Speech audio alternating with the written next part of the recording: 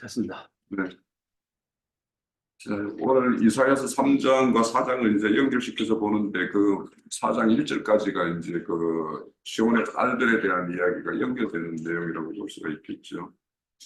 그런데 이제 우선 우리가 그 앞에 보면 포도원을 이렇게 가꾸라고 이렇게 맡겨진 자들이 있는데 그들이 오히려 포도원을 가꾸는 것이 아니고 퇴치하는 자들이라는 거예요.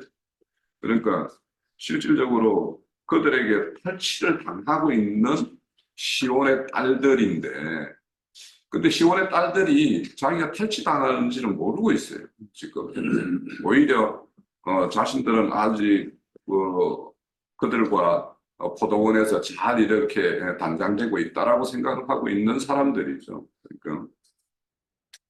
근데 여기 보면 이제 시온의 딸들이 이렇게 행하는 모습들을 이제 잘 이렇게 설명을 하고 있는데, 저는 여기 보면 시온의 딸들, 그러면 시온의 딸이라는 것은 예루살렘 성을 말을 해요. 예루살렘과 유다의 어떤 모든 자들, 그들을 이렇게 주님의 짝되는 예루살렘 도 성읍을 6명사로 쓰거든요. 그래서 이거는 그 거룩한 성 예루살렘을 의인화해가지고 이렇게 표현하는 말이다라고 이렇게 생각을 하시면 되는데, 그들이 행하는 것들을 이렇게 보면은 복을 누리고 뭐 정한 눈으로 이렇게 아그작거린다 이러는데, 저는 이걸 보면서 어떤 현상이 되냐면 일본의 어떤 전통옷 기모노 있죠. 기모노 옷을 입고 그들이 신발을 신는 게 나막 신인가 뭐 이렇게 소리 타닥타닥 나잖아요, 그죠? 그 모습이 이렇게 연상이 됐어요. 근데 이제 일본 여성들의 그 기모노 옷이라는 걸 고유하게 가지고 있는 성질이 있잖아요, 그죠? 이게 그래서 어떤 그런 모습이 이제 연상이 되고, 또 이게 목을 노렸다 이런 것들을 생각하면은 그 타조들 있죠, 타조들. 머리가 다 이렇게 다 머리에 털이 없죠, 타조들이.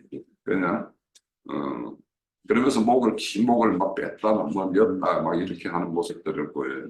그래서 그런 것이 생각되고, 그리고 이제 그 시온의 딸들 정수리에 이렇게 딱지가 입었다라는 것과 이제 타조라는 것들 새가 이렇게 연상이 돼요. 날지도 못하면서, 타조는 날지를 못하죠. 그런데 이제 새예요. 그러니까 그런 것들이 어떤 자기의 어떤 본성의 어떤 치명적인 것을 이렇게 갖추지 못한 그런 것들을 이렇게 연상이 되더라고요. 그래서 이제 이 딱지가 있다라는 것은 그들의 어떤 교만의 어떤 정상의 한 표현일 수도 있는데, 저는 이제 이걸 어떻게 하나님은 이 시온의 딸들에게는 하는 경고로서 작은 매질들을 했다. 매질을 했는데 그때마다 그 어떤 것들을 깨닫지 못하고 거기가 이제 상처가 깊어지고 딱정이는 더 커지고 이런 실상이 이렇게 또 반복되어 있는 것이 지금 이제 마침내는 이제 심판에 이르를 지경이 되는 것을 이제 상징하기 때문에, 그래서 하나님은 수많은 어떤 경고들을 하고 보내고 했지만 그것을 깨닫지 못하는 어떤 그런 실상을 이렇게 보여주는 것이 정수리에 딱지가 앉은 이런 모습이라고 이제 생각이 되어지는데, 저는 이제 이 시온의 딸들의 말씀을 보면서 우리가 잘 알고 있는 디모데전서에 보면 왜 여자들은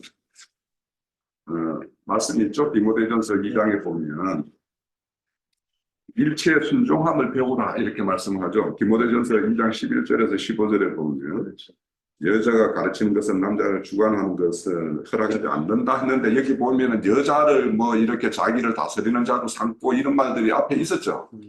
예, 그것이 이제 이런 어떤 심판의 어떤 임한 징후의 어떤 현상인데, 그렇게 여자들이 이렇게 주관하는 것을 이렇게 행하고 하는 것들이 이제 나타난다는 거예요. 그리고 그것은 이미 하나님으로부터 심판에 받고 있는 어떤 증상이기도 할 수 있다라는 거죠. 그런데 여기에 보면 이제 15절에 보면 여자들이 만일 정숙함으로 믿음과 사랑과 거룩함에 거하면 해산함으로 구원을 얻는다 이렇게 말씀을 해요. 그래서 여기에 시온의 딸들이 이제 4장에 가면 이제 회복의 말씀으로 또 이렇게 이어지잖아요. 그래서 이 여인들이라는 것은 결국에는 참 남편을 만나서 거기에 어떤 생명의 어떤 산출을 이루는 것이 여자의 어떤 가장 가치 있고 기본적인 어떤 것인데 그렇게 하기 위해서는 태의 고침을 받아야 되는 것인데 그 태의 고침을 받기 위해서는 뭐 해야 되느냐? 믿음이 있어야 되고 사랑과 거룩함이 부여해야 된다는 거예요. 그러면 믿음과 사랑과 거룩함은 누구냐? 예수님이에요. 네. 그리고 예수님이고 그것이 교회의 참모습이에요. 그러니까 교회의 모습이 믿음과 사랑과 거룩함으로 이루어져 있어야지만이 거기에 참여한 모든 자들이 어떤 생명의 어떤 산출로 인해서 구원을 입을 수 있다는 것이고 또 에베소서 4장 17절에서 24절에 보면 이 세 사람이 이렇게 되는 어떤 그런 감정들을 이야기해요. 그런데 거기에 이제 세 사람을 입어야 되는 것들은 원래 그 사람들이 하나님의 사람이어야지 하나님의 어떤 창조 목적으로 이루어졌다면 하나님의 속한 자여야 되는데 그런데 이 사람들이 그들의 마음이 이방인의 그 흠한 것에 다 빼앗겼다라는 거예요. 그러면 이런 것에서 돌이켜야 된다는 거죠. 그런데 그들이 왜 돌이키지 못하느냐? 그 18절에 에베소서 4장 18절은 그들의 총명이 다 어두워졌다라는 거예요. 지금 이사야서에 지금 여자들의 어떤 행세들을 이렇게 낱낱이 멋으로 꾸미고 막 이런 걸로 이렇게 장식되어 있는데 그것이 하나님 앞에서 어떤 수치고 하나님을 이렇게 영화롭게 하는 것이 아니라 하나님을 오히려 이렇게 부끄러움이 되게 하는 어떤 이런 현상이라는 것을 알지 못한다는 거예요. 총명이 어두워졌습니다. 그리고 그들의 무지함과 그의 마음이 굳어짐으로 인해서 하나님으로부터 떠난 자인데 자신들은 하나님과 함께 연합을 이루고 있다라고 생각을 한다는 거예요. 그래서 이런 것들이 이제 치료가 되어야지 이제 완전한 새 사람인데 그 치료받는 것은 21절에 있죠. 에베소서에 지금 보고 있습니다. 에베소서 21절에 보면 진리가 예수 안에 있는 것과 같이 너희가 참으로 그에게 덮고 그 안에서 가축을 받아야 된다는 거예요. 그래서 유혹의 욕심을 따라서 썩어져간 구습의 옛사람을 벗어버려야 되는데 이것이 이제 태를 치유받는 것인데 그래서 그렇게 됐을 때 이제 새로운 심령이 새롭게 되는 것이고 이렇게 하기 위해서는 의와 진리의 거룩함으로 이렇게 지어짐을 받기 위해서는 그 안에 거해야 된다는 거예요. 자, 이처럼 우리가 태를 치료받기 위해서는 이방인의 흠한 것과 어두운 출명 이런 것들로부터 자기 실상을 이제 발견해야 되는데 이런 것을 발견하기 위해서는 교회의 어떤 빛의 말씀을 받아야지만이 자기 이제 실상을 발견할 수 있다라는 거예요. 그런데 이제 사장으로 이제 그렇게 여인들이 이제 이렇게 심판받을 수밖에 없는 것들을 이제 말씀을 하고 있고 이제 4장 1절에 보면 그날에 나오는데 여기는 이제 심판이 임한 어떤 상황이 되었을 때 7 여자가 한 남자를 붙들고 우리의 떡을 먹으며 우리의 옷을 입으리니 우리를 당신의 이름으로 부르게 해달라라고 말씀을 해요. 그러니까 이 여자는 남자에 속하여 남자의 여자 이름을 이렇게 걷는 것이 여자의 어떤 가장 본질적으로 이루어져야 되는 어떤 그런 하나님이 주어진 어떤 다른 근본된 본성과 같은 것인데 지금 남자와 딱 할 수 있는 남자들이 없다라는 거예요. 그러니까 앞에 보면 우리 2장인가 보면은 겉옷 입은 한 사람을 보고 너는 겉옷을 입고 겉옷만이라도 너는 입고 있으니까 네가 우리를 이렇게 통치하는 자가 되어 달라고 막 이렇게 사정을 하고 있잖아요. 그죠? 그리고 이제 마땅한 남자들이 없으니까 아이들이 이렇게 통치자가 되고 막 이런 어떤 형국이 돼요. 그러니까 이런 심판이 임했을 때는 이제 이 말대로 보면 뭔가 남자들이 전란이나 이런 걸로 인해서 많은 사람들이 이제 죽거나 상해를 입어서 남자의 어떤 역할을 할 수 있는 그런 지경에 이르는 어떤 상황이 심판의 날이라는 거예요. 그래서 여자들이 그전에는 이 남자 저 남자 막 찾아서 그렇게 유혹하고 했던 그 여자들이 이제는 여자들이 찾을 남자가 없는 어떤 이런 형국으로 이렇게 하나님의 어떤 심판이 임한 어떤 상황을 맞게 된다는 거예요.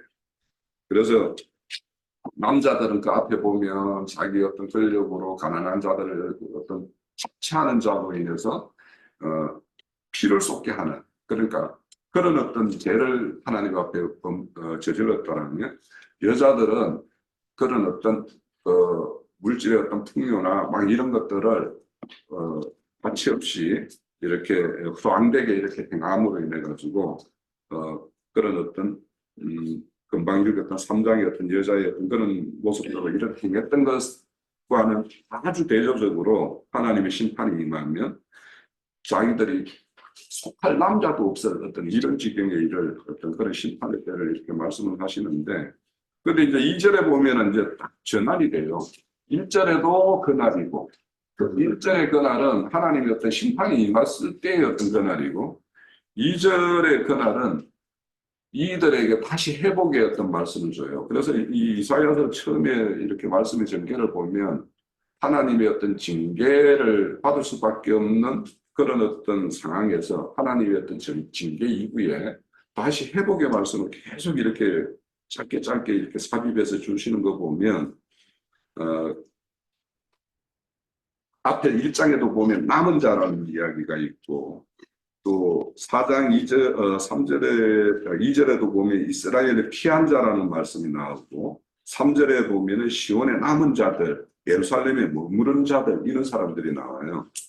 그러니까 이런 사람들에게는 하나님이 이제 이 소망의 날을 이렇게 다시 이렇게 흘려줌으로 인해서 지금 하나님께서 어떤 심판이 이사야 선지자를 통해서 어떤 경고의 말씀도 이렇게 신랄하게 이렇게 생생하게 이렇게 들려주지만 그들에게 또 다시 이렇게 회복의 어떤 말씀도 이렇게 준다라는 걸 우리가 알 수 있는데, 여기에 보면 이제 여기 4절에 보면 심판하는 영과 소멸하는 영들로, 그러니까 하나님께서 행하시는 심판과 소멸하는 영은 심판이 목적이고 소멸이 목적이 아니라는 거예요.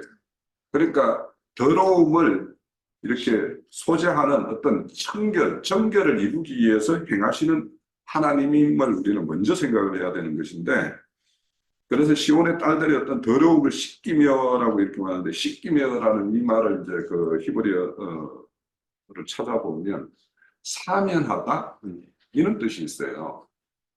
그러니까 이게 이제 예수님의 여기에 보면은 여호와의 싹이 아름답고 영화로울 것이며 이렇게 하는 것은, 여호와의 싹이라는 것은 우리가 뭐 어디에 보면은 순이라고 나오기도 하고 이새에서 나는 한 줄기라고도 말하고 막 이런 말씀이 나오죠. 다 이게 예수 그리스도를 말씀하시는데, 예수 그리스도에 의해서 그 피한 자들, 그런 자들에게는 이런 더러움을 씻기고 다시 사면해서 이제 다시 이렇게 복권이 이루어지는 일들이 이제 일어날 건데, 그러니까 예수님의 어떤 영이 임하면 더러움을 씻기는 어떤 사면은 이루어지는데, 복권은 우리가 그와 계속적으로 그 앞서서 디모데전서에 봤듯이 사랑의 거하고 믿음의 거하고 거룩함의 거하는 그 일이, 그러니까 요한복음 15장에 예를 든다라면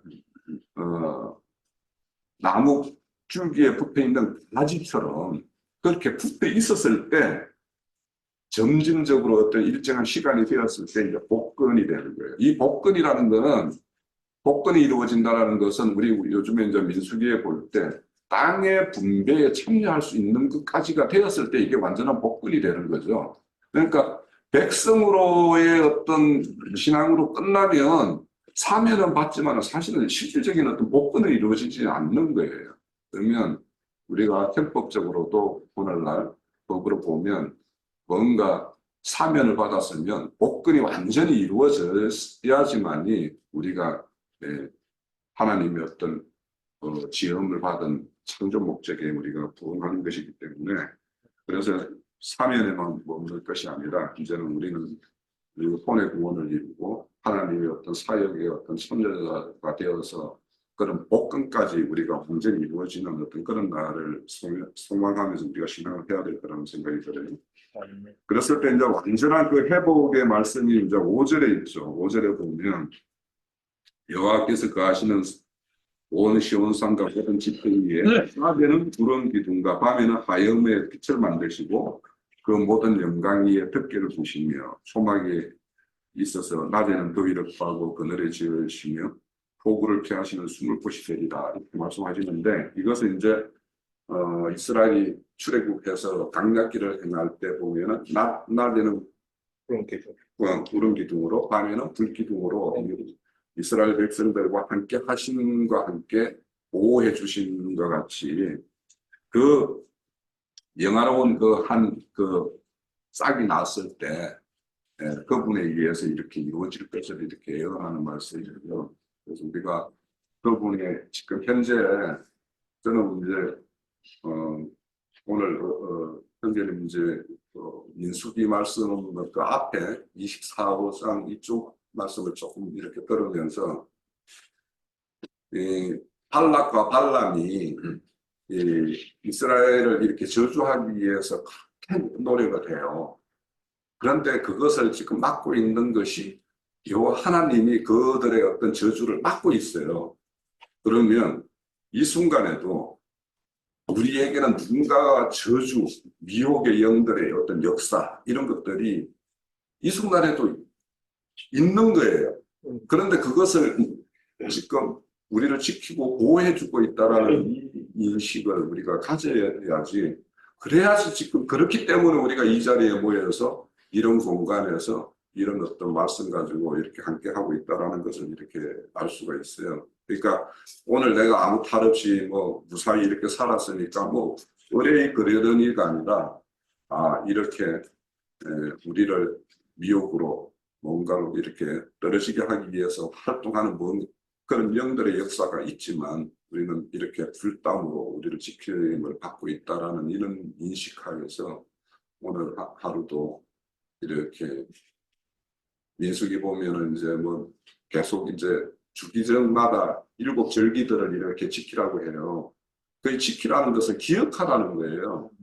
그 우리를 지금까지 인도하셨고 지금도 지켜주시고 있는 그분을 기억하라는 것이 이제 그런 절기를 지키라고 그러는 것인데 우리가 늘 일상 살지만 살 때마다 우리는 이런 그런 한 절기를 넘어가는 어떤 과정에 있고 그것이 이렇게 순환 반복되고 있는 것이기 때문에 그것이 우리의 인생이기 때문에 그래서 그 순간순간마다 하나님의 어떤 보호가 있었는가 이런 것들을 생각하면서 살고 그래서 우리가 어떤 하나님 앞에 떳떳하지 못한 것들이 이제 우리 박영재가 처음에 말씀하셨는데 저도 있어요. 그런 것들이 하나님 앞에 깨름직한 게 있어요. 그래서 그런 것들을 언젠가는 이제 단호하게 이렇게 쳐내서 그런 것들로부터도 하나님 앞에 그 부분에서는 제가 이제 하나님 정리했습니다라고 이렇게 고백할 수 있는 그런 것이 되면 그게 뭐 신앙이고 진보죠. 그렇게 생각하고 말씀을 받습니다.